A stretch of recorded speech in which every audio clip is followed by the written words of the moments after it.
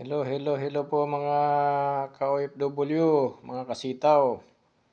Update lang po tayo sa journey natin sa sitaw. Mula February 6, 2024, nagpunan po tayo ng 17,000. Ito makikita po natin dito sa amount approval natin.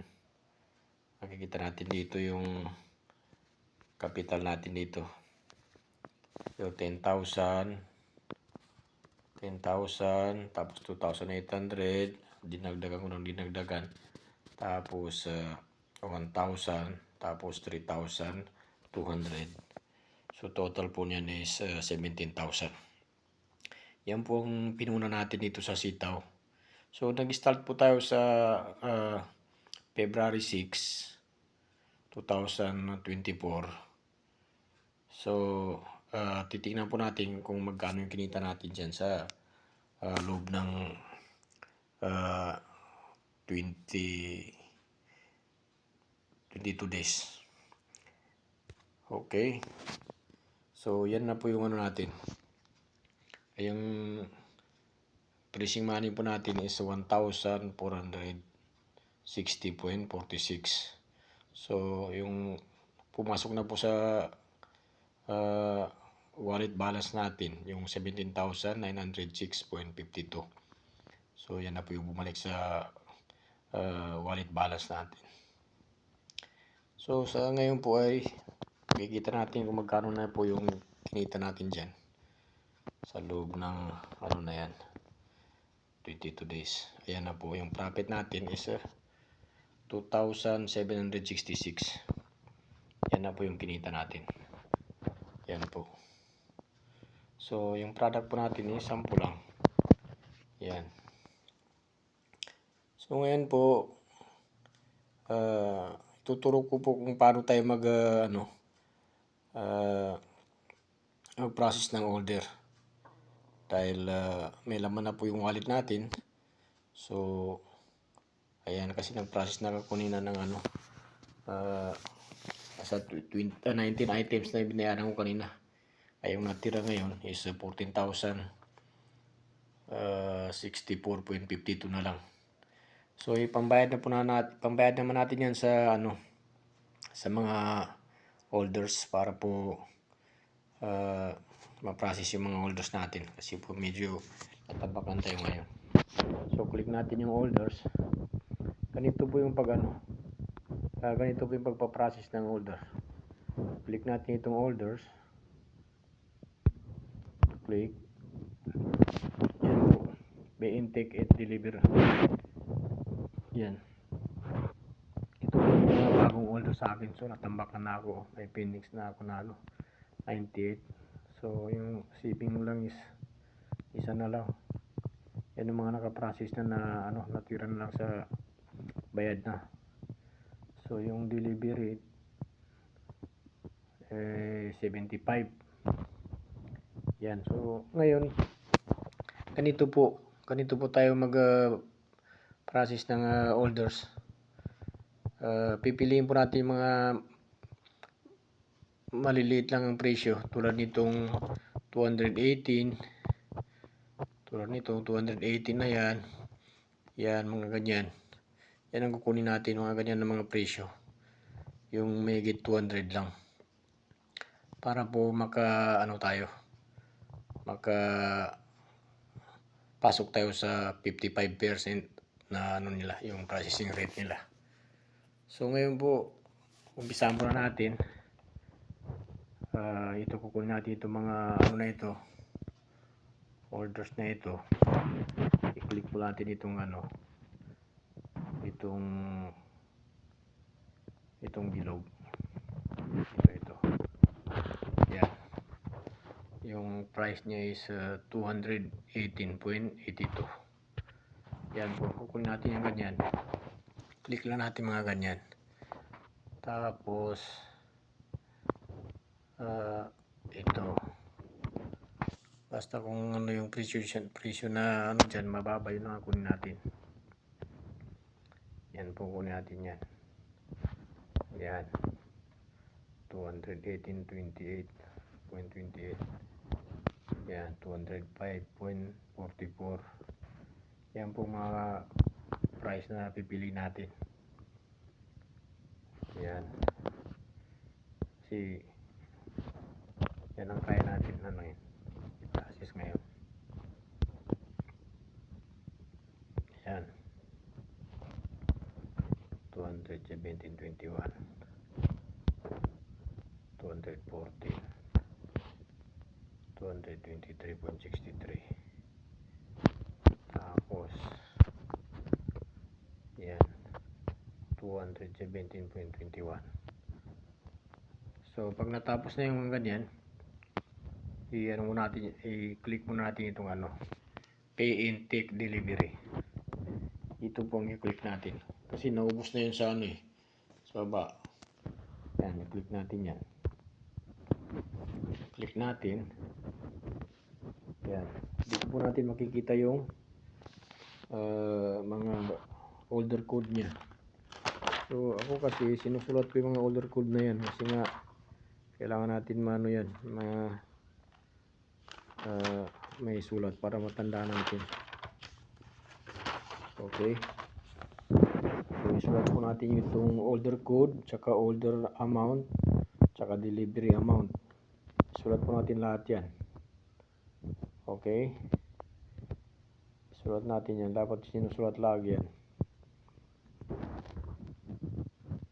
para hindi tayo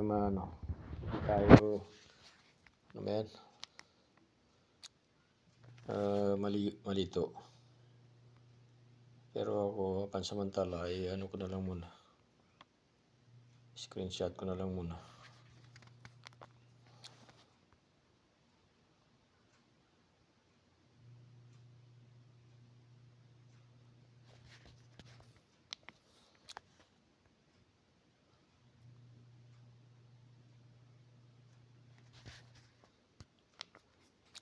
So yan po yung total niya, 3,013.12 yung total order amount niya.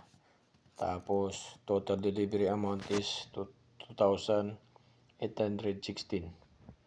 So pag na-click mo na yan, click mo na yung submit and pay.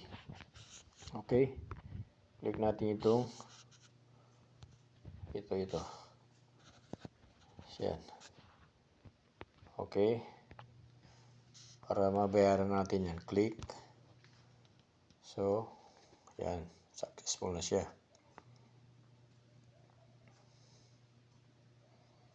Ayan, ito na yun siya, ito na yung binayaran natin ngayon. So mula dito sa number 2 hanggang number 30. So bayad na yung number 2 hanggang number 30 na ito. Ay hindi naman lahat na binayaran niya kasi yung 29 hindi natin kinuha yan, 26 hindi natin kinuha. Basta tandaan mo lang yung mo. Kaya nga dapat talaga sinusulat yung 4 digit na last number nitong itong order code. Dapat sinusulat itong last number na itong number na yan, 1729. Dapat yan sinusulat mo yan, 1729. Yan, para hindi tayo malito. Ngayon dahil nabayaran natin yung 1 to 30 na yan, i-click natin itong next. Ito para mahanap natin yung ibang orders na hindi pa bayad. Click next.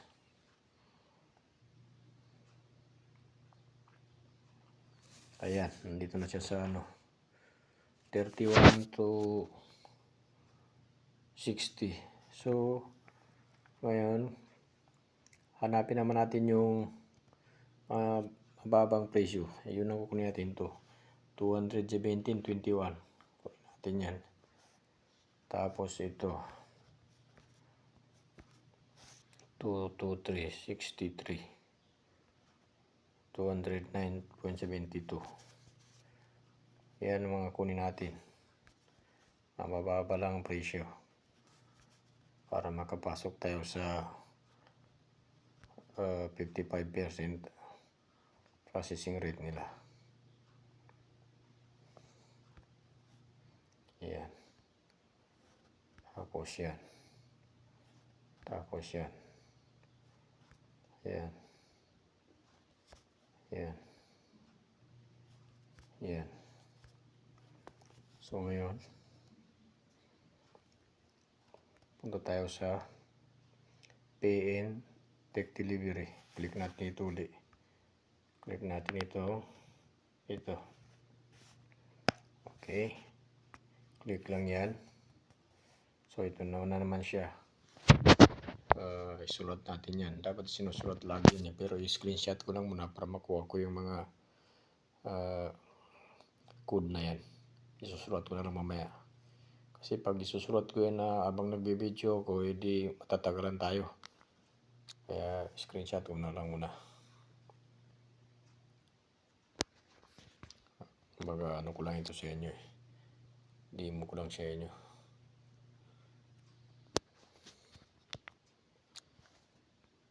Ayan yung price niya. Total order amount is 4,582. Tapos yung total delivery amount niya is 2,414. So ito pa lang na total na yan, diyan mo na makikita mo na yung magkano yung tutubuin mo diyan. Tulad niyan, yung total delivery amount mo is only 2,414. Tapos ang total order amount niya is 2,582. So diyan magkukwenta mo na kung magkano yung tubo mo diyan. Okay? So click natin yung submit and pay. Yan, success na po. Okay. So ngayon, hanapin naman natin yung 60 na sa ito, 60 na siya. So index na naman natin. Click natin yung next na naman ulit. Click naman natin yan hanggang sa maubos yung capital natin. Makikita naman natin yan eh. Pag wala nang pangbayad, hindi na mag yan. So bayad na yan. Ito na mga ito na makaitim na yan. Mga dating na yan, confirmed na yan. Baga bayad na yan. Ito mga bayad na ito. Confirm na ito eh. Ito na lang yung mga natin ngayon. Natitira. So hanapin na lang natin yung medyo mababang price nito. Ay naku, wala nang mataas na. Puro matataas na ito. So ngayon, dahil puro matataas na yan, maghanap naman tayo ng medyo mababang price niya. So ito, 430.42. Pwede natin kunin yan. So ganun lang po ang gagawin natin, ano. So back muna tayo dahil nga naka-process na tayo ng ibang orders. So try muna natin sa back. Punta muna tayo sa back. Back muna tayo. Yan. Yan. Makikita natin dyan kung ano na rin yung tira dyan. 14,000 yung balance natin. Hindi pa niya na hindi pa niya na total. Ito na lang 8,000 na lang. Meron pa tayo natira na 834.52. So titingnan natin yung dashboard natin. Click natin yung dashboard. Ito. Click natin yan. Ito na siya. Oh, yan na siya. Yung current profit natin is 3,132. So nadagdagan na. So hindi pa tayo pasado sa sa 55% na processing rate nila kasi ito lang sa atin 33.83% lang this month order processing rate. So kailangan natin habol pa tayo. Mag-process pa tayo ng ibang orders kasi meron pa naman tayong meron pa tayong natirang 8,000. Ito 8,834.52. So habol tayo para makakuha natin yung 55% na processing rate. Okay, so punta tayo sa orders. Click natin yung orders. Ito. Maghanap tayo ng malilitang presyo niya. Okay. So ngayon kunin natin itong itong 400. Parang mahirapan din tayo, hindi natin makukuha. 8,000 pa naman yan. So try natin. 433. Kunin natin yan. Tapos 415. Ito 432. 28. Kung ano lang natin dyan makuha natin. Tingnan natin lang kung ang sanang makaya ng 8,000 natin na yan.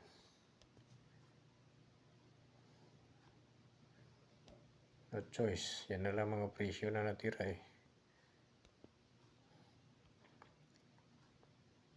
Ano kasi yan niya amount niya. Yan.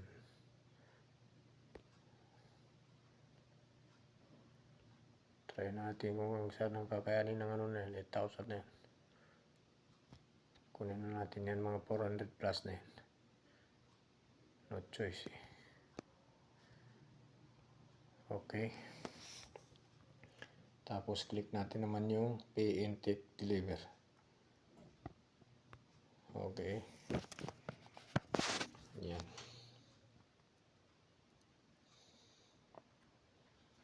Screenshot natin.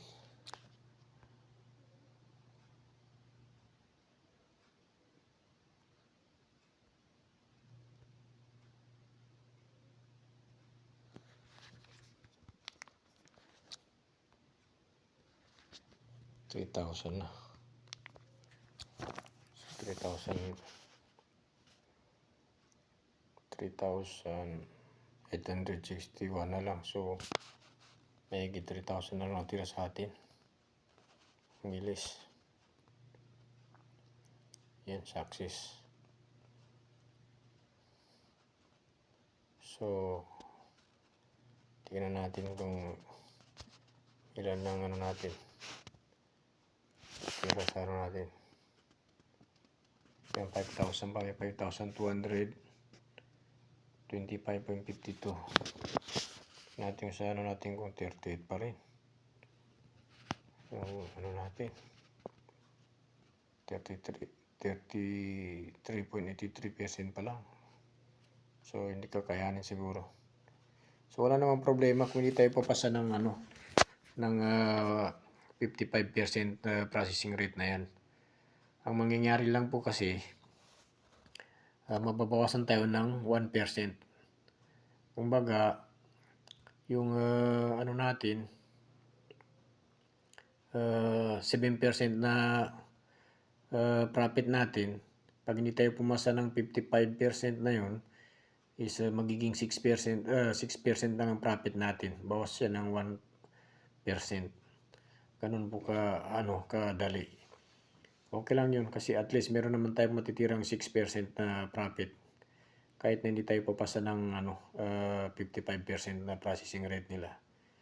So hanggang dito lang po muna ang video natin kasi inaantok na rin ako dahil panggabi ako ngayon. So 9:37 AM na dito. So kailangan ko pa matulog. So hanggang dito na lang po ang update natin sa sitaw natin mula February February 6.